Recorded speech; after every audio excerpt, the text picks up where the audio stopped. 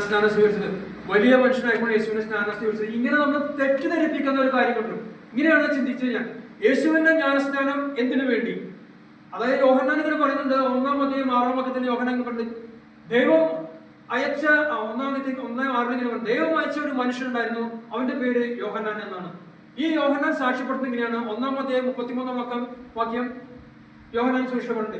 എന്നെ യേശു എന്നോട് പറഞ്ഞു, ഈ ജലസ്നാനം കൊടുക്കുക, അപ്പോൾ സ്വർഗം തുറക്കപ്പെടുന്നു, ആത്മാവ് പ്രാവിന്റെ രൂപത്തിൽ വരുന്നതുമായി നീ ആരെ കാണുന്നുവോ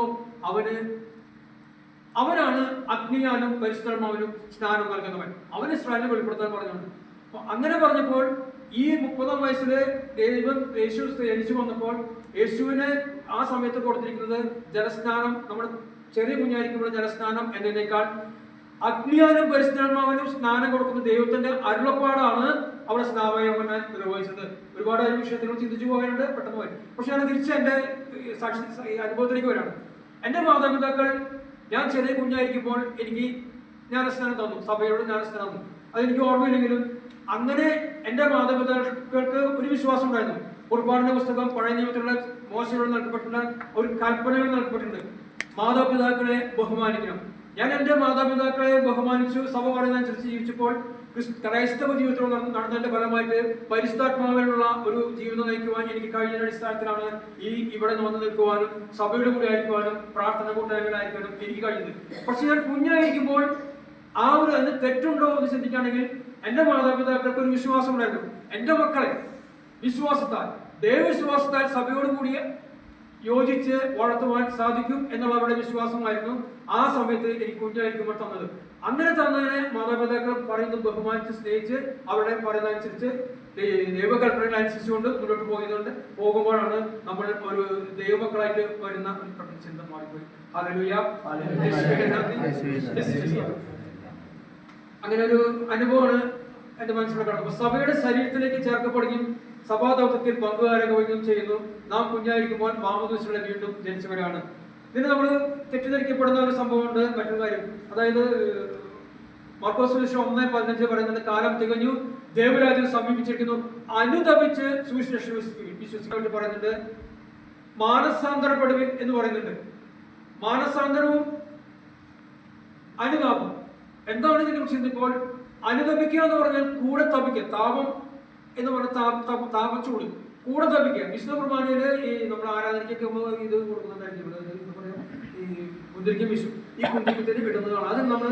അത് നമ്മുടെ പാപങ്ങളെക്കാൾ കൊടുത്ത് അത് നമ്മുടെ വിചിന്തനം, അതിന്റെ എന്താ പറയാ ഇന്റർപ്രിട്ടേഷൻ, അതിന്റെ ഇത് വരുന്നത്.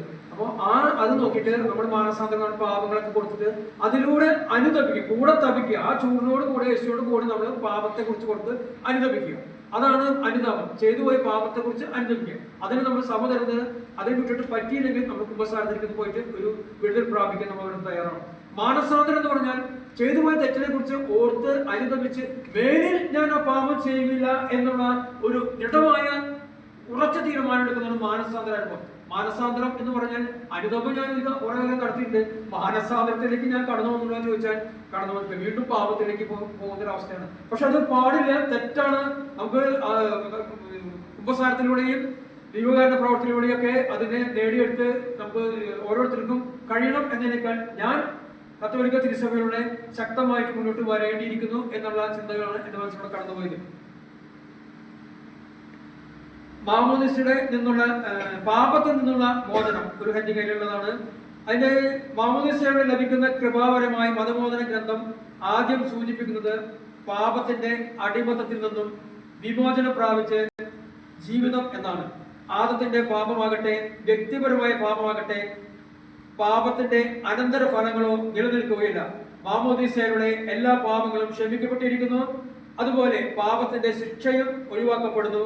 CCC 1263 നമ്മൾ പഠിക്കുന്നുണ്ട്. ഞാനത് ചിന്തിച്ചു. ഇടയ്ക്കിടയ്ക്ക് നമുക്ക് ഹന്നാൻ വെള്ളം നമുക്ക് തെളിക്കും, പള്ളിയിലൊക്കെ ഹന്നാൻ വെള്ളം പള്ളിയിലൊക്കെ ചെയ്യാറുണ്ട്. അപ്പൊ ഞാൻ ചിന്തിക്കാറുണ്ട് പഴയ ഓർമ്മകൾ. അതായത് ഇങ്ങനെ ജെറമ്യാ പ്രവചന പുസ്തകം 36:20 പറഞ്ഞു, ഞാൻ നിങ്ങളുടെ പേര് ശുദ്ധജലം തെളിക്കും. അങ്ങനെ ശുദ്ധജലം തെളിച്ച് ഓർമ്മയിലേക്ക് കടന്നു വരുവാനുള്ള ആ ജ്ഞാനസ്ഥാനത്തേക്ക് വരുവാനുള്ള ഒരു എന്താ പറയാ ഒരു വ്യാഖ്യാനമാണോ, ഒരു ചെയ്തിയാണോ, ഒരു ശുശ്രൂഷയാണോ എന്ന് ചിന്തിച്ചു പോകാറുണ്ട്. അങ്ങനെ ദൈവമക്കളുടെ സ്വാതന്ത്ര്യം. CCC 1270 മാമോദിസ സ്വീകരിച്ച 1270 പറയുന്നുണ്ട്, മാമോദിസ സ്വീകരിച്ചവർ ദൈവത്തിന്റെ മക്കളായി എന്നും രേഖപ്പെടുത്തിയിരിക്കുന്നു. വിശുദ്ധ പൗലോസ് അപ്പോസ്തലൻ ഗലാത്യക്കാർക്ക് എഴുതിയ 4-ാം അധ്യായം 6-7 വാക്യങ്ങളിൽ മക്കളായതുകൊണ്ട് ആബാ പിതാവേ എന്ന് വിളിക്കുന്നു. പുത്രന്റെ ആത്മാവിനെയാണ് ദൈവം നമ്മുടെ ഹൃദയത്തിലേക്ക് അയച്ചിരിക്കുന്നത്. പുത്രനെങ്കിൽ ദൈവഹിതം അനുസരിച്ച് അവകാശിയുമാണ്. നാം സ്വീകരിച്ച മാമോദിസയിലൂടെ ദൈവമക്കളുടെ പദവിയും സ്വാതന്ത്ര്യവും അനുഭവിച്ച് ജീവിക്കുവാൻ നമ്മെ സഹായിക്കുന്നു. യോഹന്നാന്റെ സുവിശേഷം 1-ാം അധ്യായം 12-13 വാക്യത്തിലൂടെ നമ്മൾ ഇങ്ങനെ വായിക്കുന്നുണ്ട്, തന്നെ സ്വീകരിച്ചവർക്കും